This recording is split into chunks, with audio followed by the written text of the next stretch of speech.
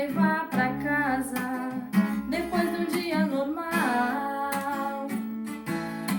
Olhar seus olhos de promessas fáceis, te beijar a boca de um jeito que te faça rir, que te faça rir.